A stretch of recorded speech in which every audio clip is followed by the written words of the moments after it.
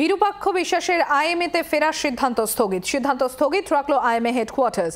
আরজিকর আবহে থ্রেট কালচারের অভিযোগ ওঠেই বিরূপাক্ষের বিরুদ্ধে থ্রেট কালচারে অভিযুক্ত বিরূপাক্ষের সদস্যপদ বাতিল আর সেই সদস্যপদ ফেরানোর সিদ্ধান্ত হয় পরে তাও স্থগিত হলো।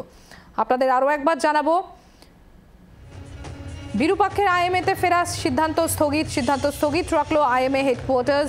আরজিকর আবহে থ্রেট কালচারের অভিযোগ ওঠেই বিরূপাক্ষের বিরুদ্ধে থ্রেট কালচারে অভিযুক্ত বিরূপাক্ষের সদস্যপদ বাতিল, সেই সদস্যপদ ফেরানোর সিদ্ধান্ত হয় পরে যেটা স্থগিত হলো।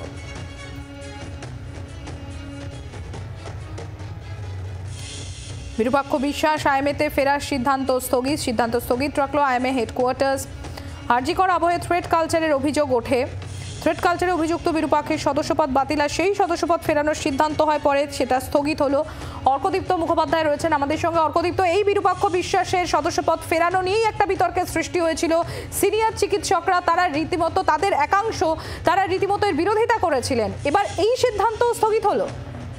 একেবারে সম্প্রীতি দেখো, আমরা জানি বিরূপাক্ষ বিশ্বাস তিনি আরজিকর কাণ্ডের পর তার বিরুদ্ধে একাধিক অভিযোগ উঠেছিল এবং তাকে আইএমএ কলকাতা শাখা গত 30 সেপ্টেম্বর তাকে সাসপেন্ড করে।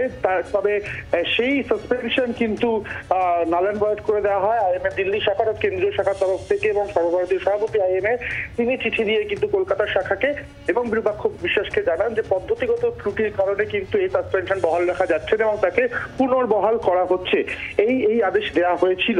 কিন্তু যেটা দেখা যাচ্ছে গতকাল একটি অর্ডার বেরিয়েছে, সেই অর্ডারে দেখা যাচ্ছে যে ডিসিপ্লিনারি কমিটির কাছে এই বিষয়টি পুরোটাই পাঠানো হয়েছে এবং ডিসিপ্লিনারি কমিটি বিষয়টিকে খতিয়ে দেখবে এবং খতিয়ে দেখার পরে কিন্তু ফাইনাল বা চূড়ান্ত সিদ্ধান্ত জানানো হবে। ফলে যতক্ষণ ডিসিপ্লিনারি কমিটির আওতাভুক্ত থাকছে পুরো বিষয়টি, ততক্ষণ কিন্তু এই পূর্ববর্তী সমস্ত নির্দেশ বাতিল করে দেওয়া হচ্ছে। অর্থাৎ যে তাকে আবার বহাল করা যে সিদ্ধান্ত কিছুদিন আগেই নেওয়া হয়েছিল সেটা কিন্তু এই মুহূর্তে খারিজ করে দেওয়া হলো। বলা যেতে পারে তার সাসপেনশন কিন্তু এখনো রইল, অর্থাৎ সাসপেন্ডই রইলেন এখনো, এবং ডিসিপ্লিনারি কমিটি কি সিদ্ধান্ত নেয় তার উপরই কিন্তু ডিপেন্ড করছে পুরো বিষয়টা, তাকে পুনর্বহাল করা হবে নাকি তার সাসপেনশনটাই বহাল থাকবে। বাংলার আওয়াজ, বাঙালির আবেগ, জি 24 ঘন্টা।